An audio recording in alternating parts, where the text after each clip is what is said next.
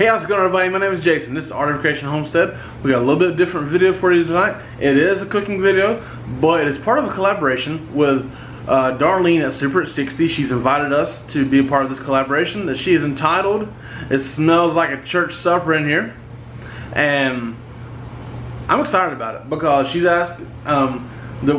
She's going to do like the main dish portion, and Angela's going to do the dessert portion. So she asked that we pick one of our favorite church supper desserts, and for me personally, this is what we're doing right here tonight. Okay, it is just the cherry cream cheese pies. Super simple, but super delicious. I'm always going to go grab that. I want to grab a piece of that before I ever get my my actual main dishes ate, right? But so when I was a kid, that's my favorite thing. I had to hurry up and eat what I wanted so I could go grab that before somebody else did, and that's exactly what I did. I had no issue taking the last piece of that pie. But so we're over here. Angela's gonna show you how to do it. But hey, go check out Darlene. She's an awesome woman. She has a great channel. Super at 60. SOUPER. Super, like a bowl of soup, right? Super at 60 is Darlene. Go check her out. Yes, you really do need to go check out Darlene at Super at 60. She has such an amazing sweet spirit that literally, if you are having the worst day of your life, she will make you smile. She's such a godly lady.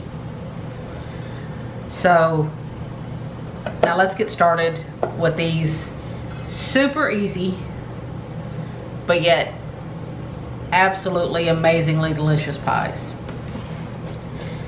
Okay, in this bowl we have an 8-ounce package of cream cheese. Softened. And we are going to beat it. I'm just using a hand mixer. You can use a hand mixer or a stand mixer. And see, now it's all softened up. You just want to beat it until it's nice and softened. That way you don't get lumps of cream cheese in your pie. That way it all goes in smoothly. I know sometimes you will see this pie made and people will just dump everything in together. You really don't want to do that because it will make little lumps of cream cheese in your pie, and you really don't want that. So your next ingredient is a 14-ounce can of sweetened condensed milk. Anything with sweetened condensed milk in it is going to be good. It's delicious. I know it's not good for you, but it's delicious. It's not like you're going to eat this every day. Or drink it with your breakfast. That's very true. Or pour it on your cereal. Right, that's a good idea. If I were to eat cereal, that's not a bad idea. So you want to mix this in until it's all mixed together. Be sure and scrape down the sides of your bowl. And by the way, I completely agree with Jason. I always went for anything with cherries on it. I love cherries. And I always went for anything that had cherries on top. So what is it about that stuff? Always something with cherries on it. Or banana pudding. Yeah. Oh my gravy, I love me some banana pudding. I can't trust everybody's banana pudding. Some of y'all don't know what y'all doing. I love me some banana pudding. There's 2 people banana pudding I trust. One of them ain't around no more. My mom's mom and Angela K. So I got one banana pudding I trust. And next we add 1/3 of a cup of lemon juice. Now I know that's a lot, but you really need that tang to cut through the sweetness in here. You really need that. And also, almost forgot, can't forget this, a teaspoon of vanilla. I know that's a little more, but you guys know me if you've been watching me. If you've been watching me for a while, I don't measure vanilla.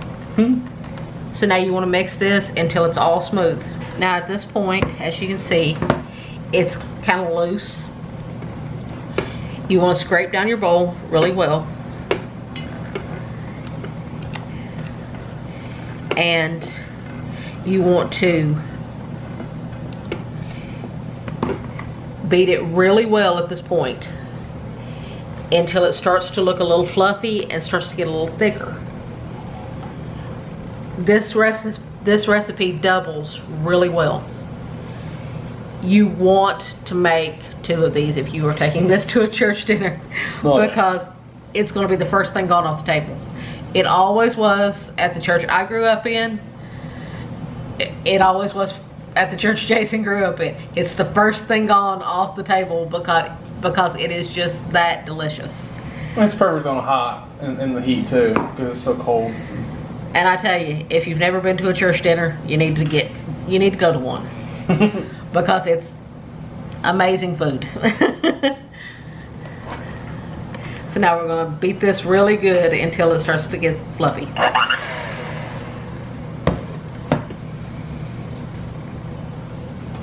Okay, see, as you can see, now it's starting to get thicker.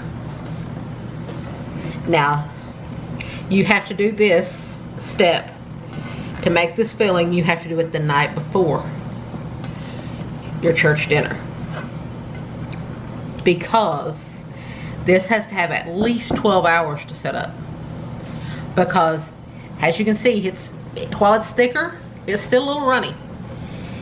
So over here we have a graham cracker crust. You can use any size you want. This is the smaller size. It will be a taller pie if you use the smaller size. It will be a thinner pie if you use the larger size. So if you want it nice and tall and impressive, use the smaller size. So you want to rake this in. Don't miss a drop. Do not miss a drop of this filling. Don't be. You're not gonna get every drop of it. Because it is just that delicious. No, miss drops of it so you can lick the spatula.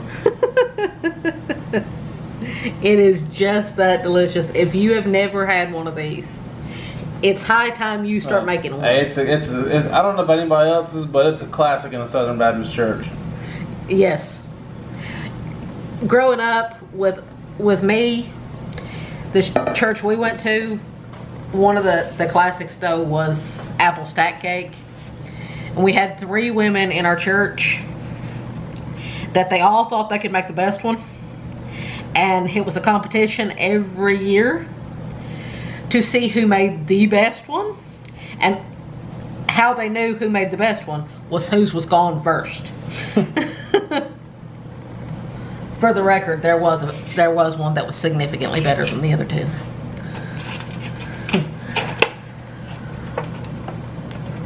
Now we're going to put the top on your pie plate. Well, whatever. on your store-bought pan, because it comes with this top, in case you didn't know that. And now we're going to put this in the refrigerator for 12 hours, and I'll be back after 12 hours and show you what you do next. Okay, it's been 12 hours, and as you can see, it's set up so well that I can turn it sideways and it's not going anywhere. If anything, the crust may actually, I wouldn't recommend doing that too much, because the whole crust and everything could come sliding out of these pans. So I wouldn't do that. The next thing you need to do now is you need to do this early enough before you take it to your church dinner, or even if you're just making it at home, you need to do this early enough before you're going to eat, that your pie filling has a chance to chill on top of this. But if you don't have that kind of time, there's a little trick you can do. You can put your can of pie filling in the refrigerator. When you put your pie in there to set up, your can of pie filling will be nice and cold then, and it'll already be pre-chilled when you put it on there, and then you can just put that pie filling on there, and out the door to that church dinner you can go. So what we have here is a 21-ounce can of cherry pie filling. Now, this is just my personal preference. I choose to use something with simple ingredients instead of the ones with all the preservatives in them. I normally like to use Lucky Leaf, but we couldn't find that this time. So instead I'm using Comstock Simply Pie Filling. And this just has simple ingredients. It has basically the ingredients you would put in pie filling if you made it at home. And this is gonna have to do until our pie cherry tree starts to produce enough cherries, which hopefully will be next year, that I can can my own cherry pie filling. Then it will be amazing. So all we have to do is empty out this whole can of cherry pie filling on top of our pie. And just smooth it around. Just make it nice and pretty. You want a little bit of that filling underneath to peek out, so you don't want to completely cover it, because you want to give people an idea of what they're about to experience, which is complete deliciousness. Isn't that gorgeous? And trust me, it tastes every bit as good as it looks. Now we're going to put the lid back on it, put it back in the refrigerator to chill until time to eat. Then you'll get to see a very happy man try his very favorite pie. I really think this may be his favorite pie. And I know it's simple. I know it's just a few ingredients. I know it's super simple. But wait till you taste it. If you have never had a cherry cream cheese pie, don't even wait. Just go to the store, get the stuff, and make it, because it is to die for. Now for my favorite portion of every video. I get to taste it. And I already know what this tastes like because I've had this a couple times before, but just so you can see my pure reaction.